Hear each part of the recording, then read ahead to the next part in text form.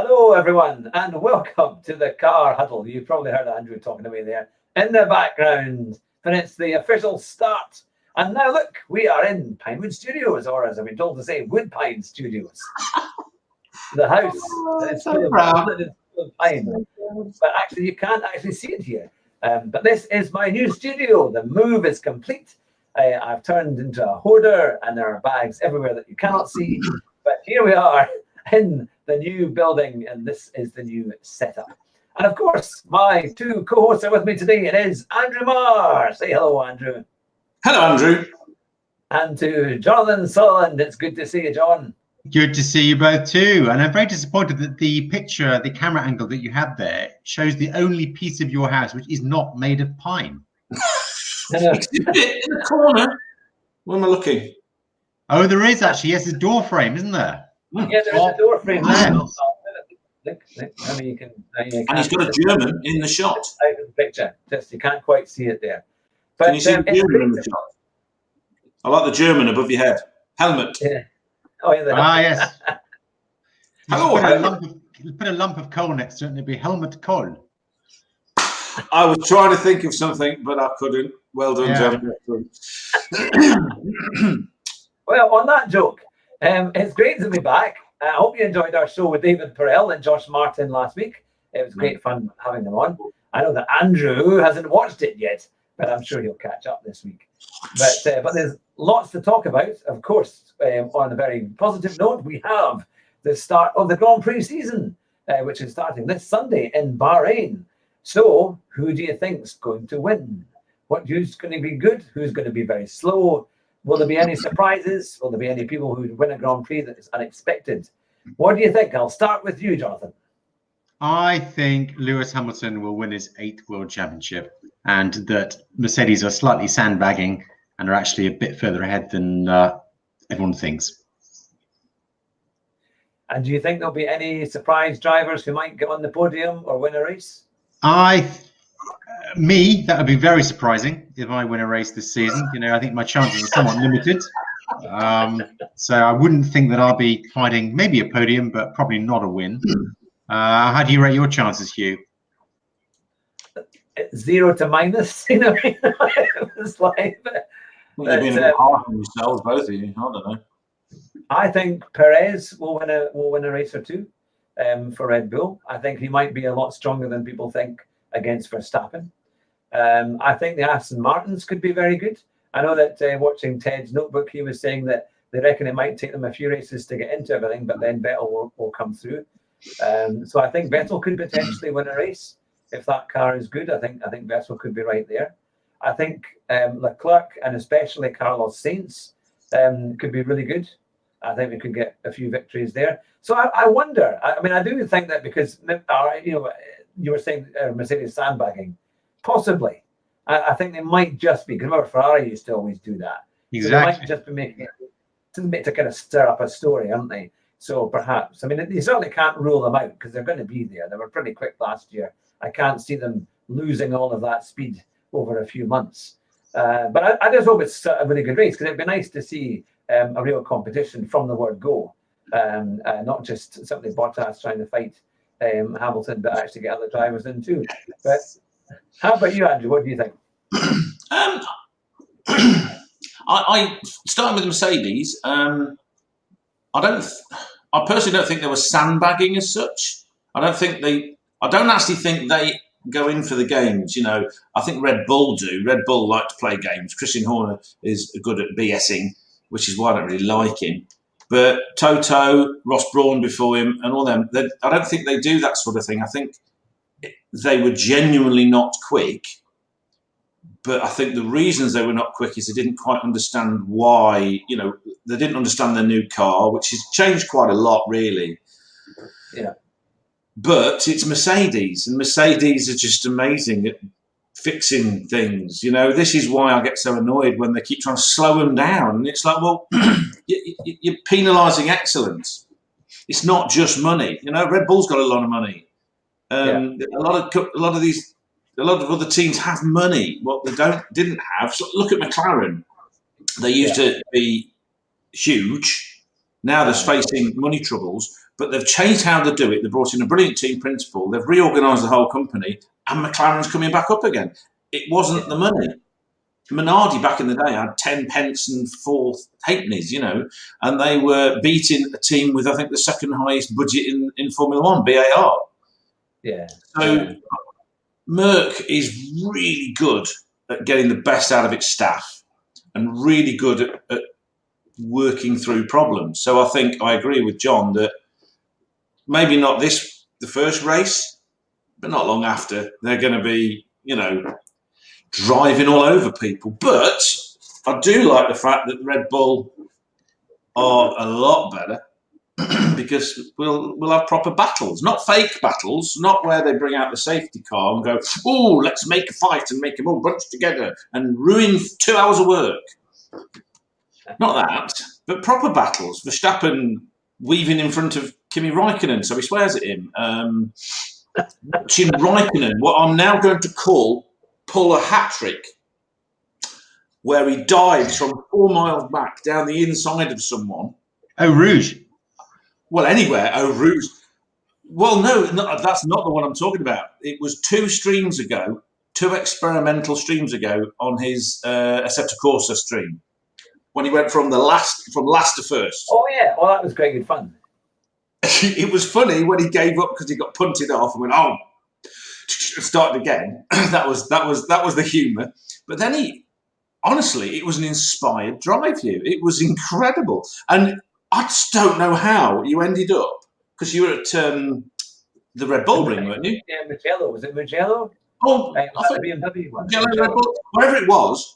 There's the first corner 1, was great for going up the inside of, and you were coming from way back the previous county, and just going, whoo, thank you very much. And he's like, eh? So normally we'd say Ricciardo did that, but I say Hugh Hatrick does that. So Ricciardo's going to be pulling hat-tricks because he's in a McLaren, which is easy to drive, apparently. It's great on the limit. It's stable. Hasn't got any surprises. The French are going to be French. They haven't got anyone to pretend that after sacking people, when someone decides to leave, going, well, there is no such thing as loyalty. No. when Ricciardo went to McLaren, it's like, yeah, what did you do to Sainz a couple of years ago? Wasn't it sacking? Duh. It was funny. I was watching that thing it was Drive to Survive. I think it was the second series at the beginning, and it said we can see Ricciardo staying with Renault for a long time. Yes. And he's literally there for 2 years and he's away. First chance he gets, he's off to McLaren. Yeah. But I still think, to be fair, Alonso and others could be quite good. I mean, it does seem to be quite good. Yes, he's there, isn't he? Yeah. I'll tell you what, I'm probably more excited by the fact that Alonso's back than anything for a long time, because he's funny. I mean, he is funny. It's like watching Hugh do stuff when he gets annoyed.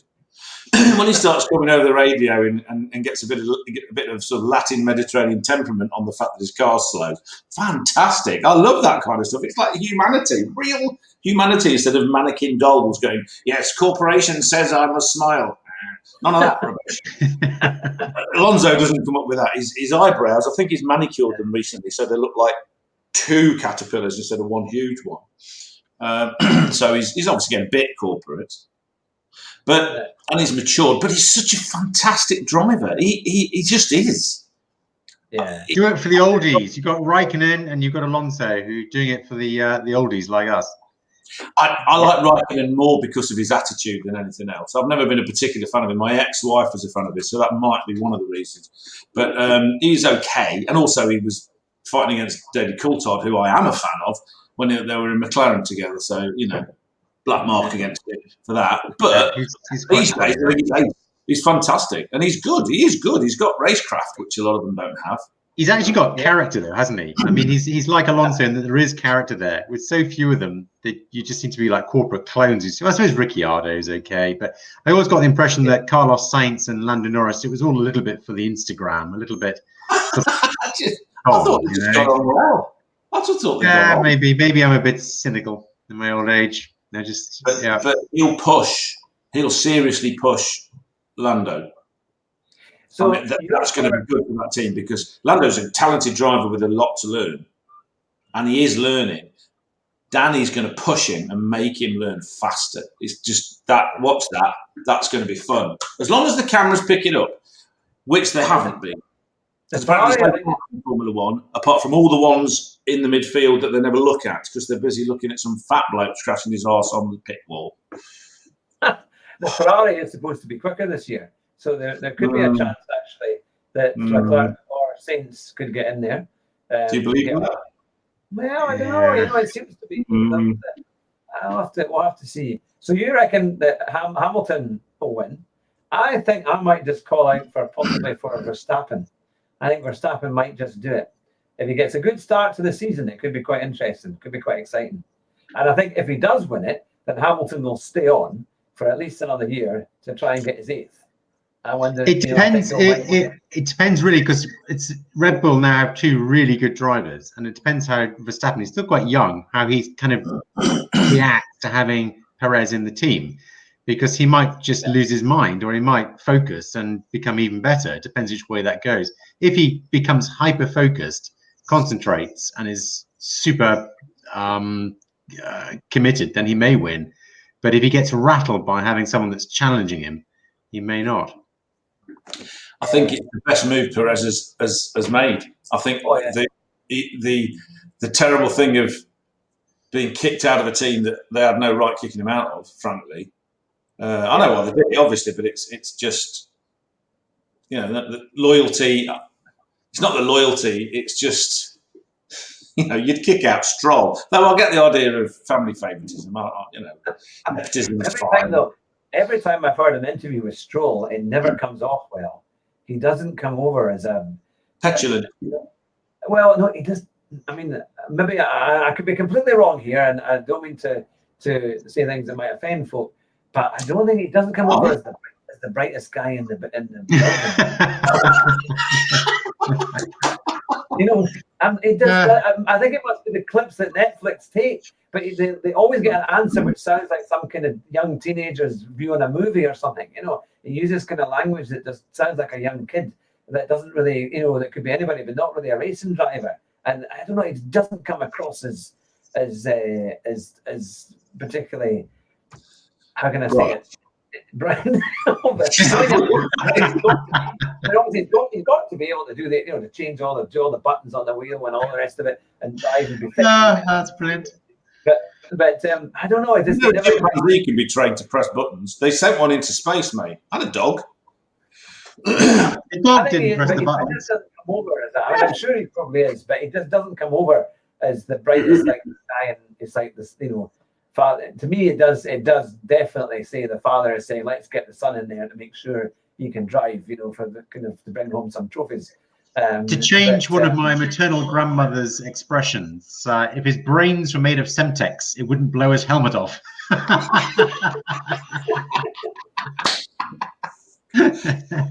fantastic. Yeah, I like that. It's funny you say that. It's been a while since I've watched Drive to Survive. I'm going to start. I'm going back on Netflix to start watching that kind of stuff next month. I don't recall Latifi at all.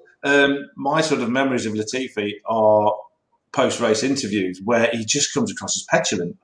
He comes across as this happened and it's not fair, and angry with the maybe he's fed up of being told that he's only in it because his billionaire father bought the team. Like Latifi's only in it because his billionaire father put a huge amount of money into Williams. Maybe they're the ones that bought it. You don't know.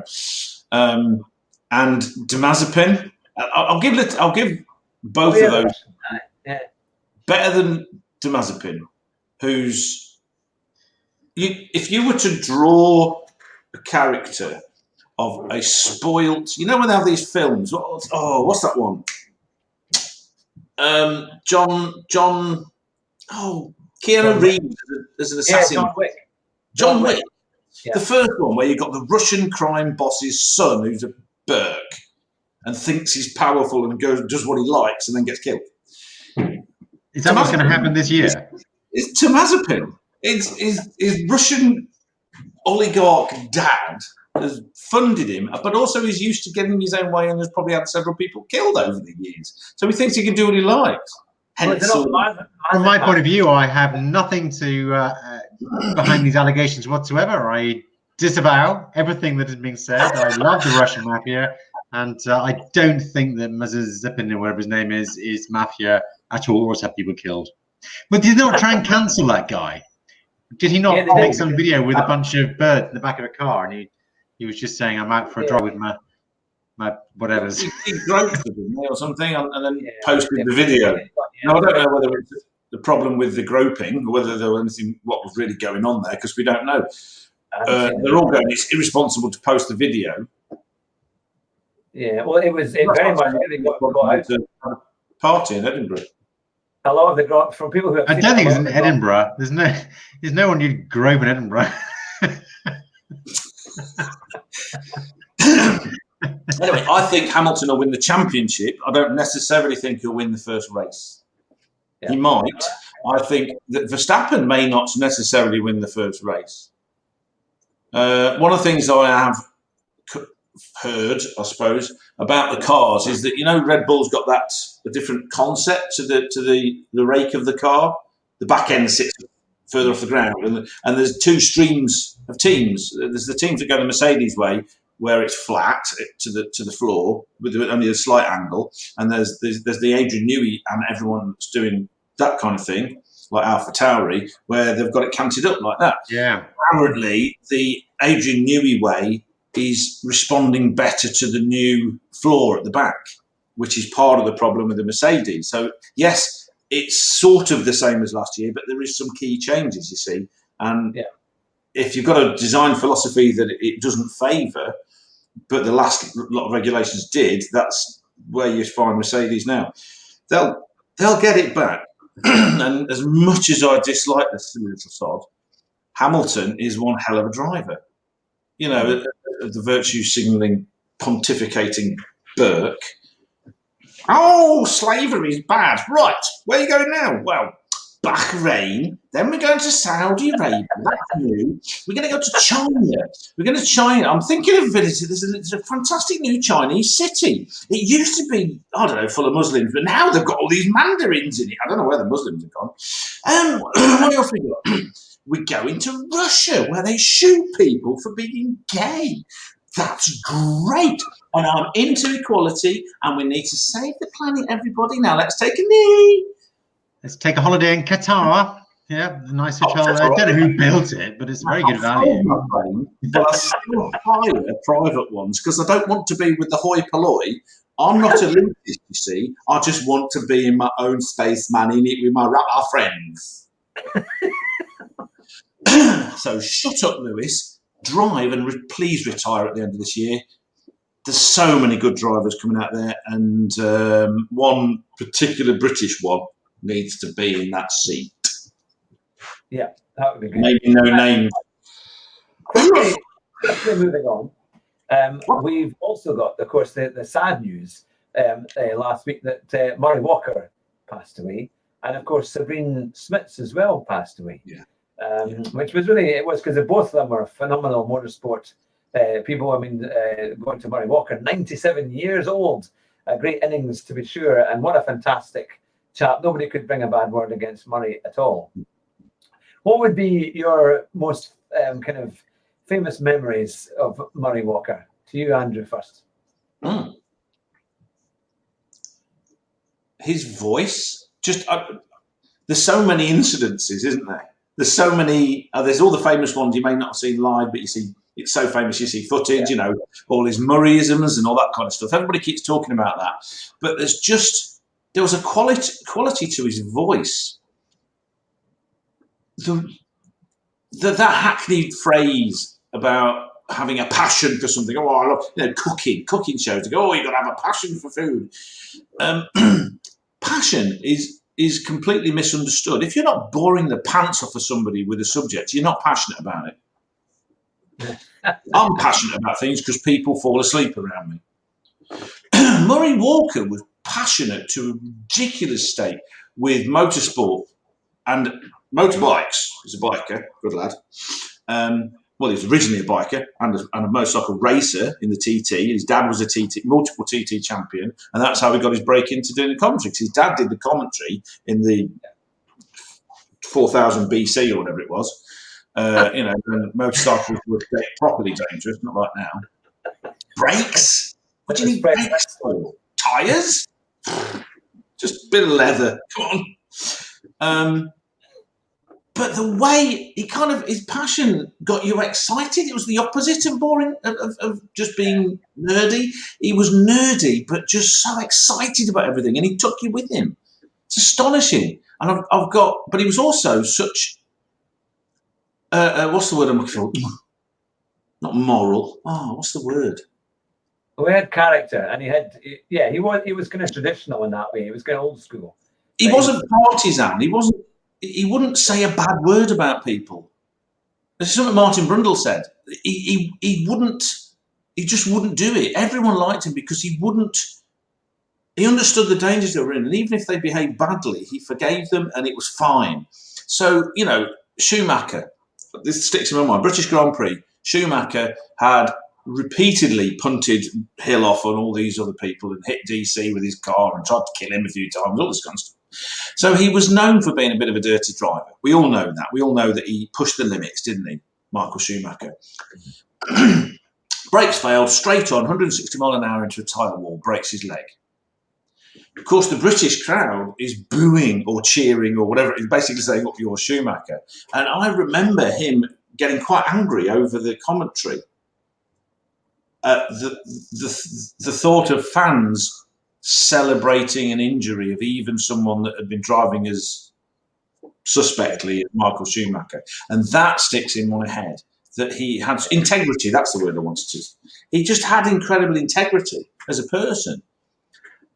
He wasn't trying to be a commentator. He was just trying to do a good job and really enjoy the race. And the mistake they make these days is they're trying so hard to put on a show, they forget that the show's called racing. Racing is the show, not the people talking about it, the people organising it, the people standing around in skirts. That's not the show. The show is when the lights go out and 20 nutters go in 1,000 horsepower motors and try and get it around that track as fast as possible first. That's the thing to get excited about. Not whether Crofty or James Allen can come out with a 10-minute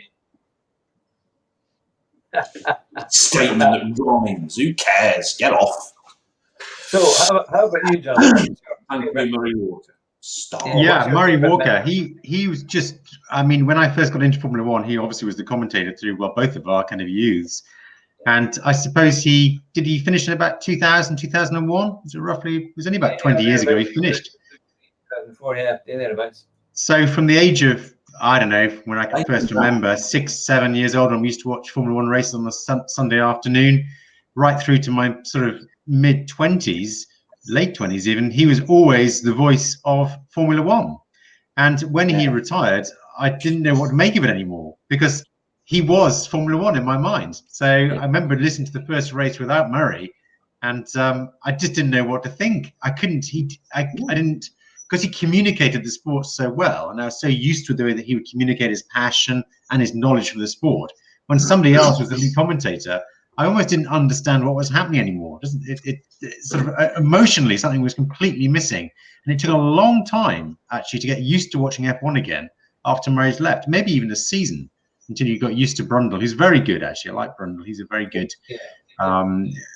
communicator indeed, and very thorough, and does his research like Murray did. But he doesn't have the kind of that exciting voice or the emotion in the voice like Murray did. Nobody does, really. And as Andrew says, when the kind of modern cadre of commentators try and inject emotion into it, it just comes over as incredibly contrived.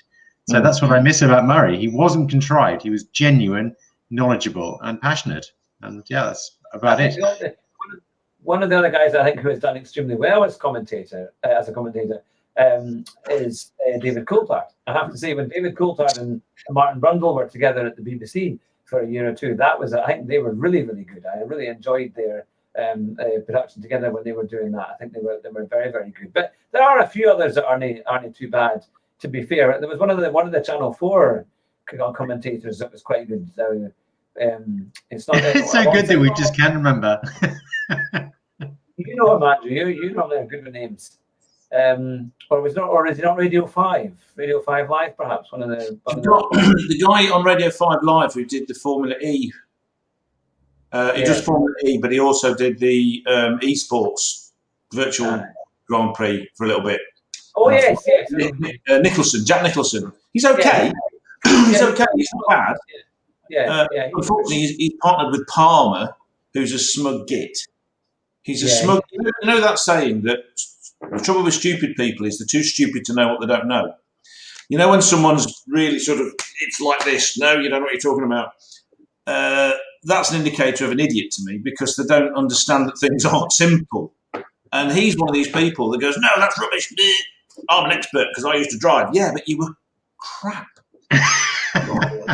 And somehow you've managed to wangle your way into working for Sky as well now, or the Formula One website, and you're doing knowledge pieces like you know anything. God, if you knew anything. Sargon calls them midwits. It's a great expression. They're clever enough to get somewhere in society, but too stupid to know how little they know. The expression of midwits is very midwit. I was writing that down. Yeah, one up from halfwit. Yeah. Brilliant. My memory of Murray Walker, because I watched it so much like you, John. You know, it was all the time. Every time a Grand Prix was on live, and I remember watching live when Damon Hill won the World Championship, and when those famous words of Murray saying, "I'm going to have to stop because I've got a lump in my throat," and he kind of passed over to Martin Brundle to kind of finish it off. Well, actually, no, it would have been Martin Brundle. Was it Jonathan Palmer at that time? Because I think it was Brundle. Because I never saw Palmer. I never heard Palmer. I don't remember Palmer. I thought he came in '97. My memory got worse because I've become insane. But I remember that. I also remember watching the French Grand Prix in 1992, and they lost coverage. They lost the actual video output, so he could only do the commentary. And at the time, that wasn't a great race. I think Mansell was leading, and I can't remember, bits and pieces were going on. But Alesi, it was a wet race, and Alesi was in the Ferrari, and all of a sudden, Murray started to say, Alesi is closing the gap. And my goodness me, you're missing quite a race here. I know you can't see the pictures over in the UK, but this is turning out to be a great Grand Prix. And then eventually they got the pictures back. And Alesi was miles away from Mansell. He was just making it up. He was driving off. And it was just, so Murray kind of made it, you know. And also he was funny because he would comment about the women as well. You know, if there was a pretty woman standing next to one of the drivers, he would say, "Oh, well, and that driver loves it to have a nice lady next to him," or something. You know, I kind of kind of funny. Oh, cancel Murray, cancel him. He's a misogynist. You know? He's a misogynist. Get rid of him.